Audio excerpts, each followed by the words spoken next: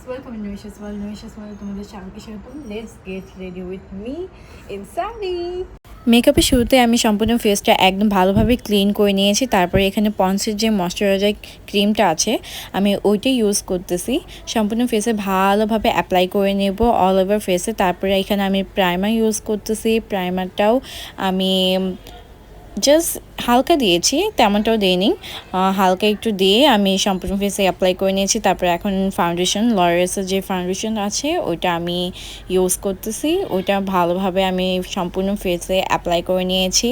তারপর এখানে আমি যেগুলোতে আমার একটু একটু এখন ডার্ক সার্কেল হয়ে গিয়েছে রাত জাগার কারণে, তাই আমি জাস্ট ফেসটার হাইলাইট পয়েন্টগুলোতে আমি একটুটা কনসিল করে নিচ্ছি। তারপরে ফেস পাউডার দিয়ে আমি ভালোভাবে সেট করে নিয়েছি।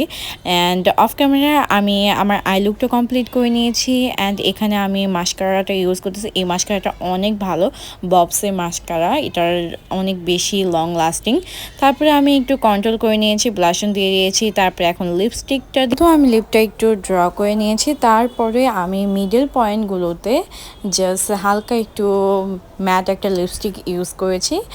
এখানে অ্যাকচুয়ালি ফোনে লিপস্টিকের কালারটা এত ভালোভাবে বোঝা যাচ্ছে না, বাট লিপস্টিকের কালারটা অনেক সুন্দর ছিল। অ্যান্ড দেখতে দেখতে আমার মেকআপ লুকটি একদমই কমপ্লিট হয়ে গেছে। কেমন লাগছে অবশ্যই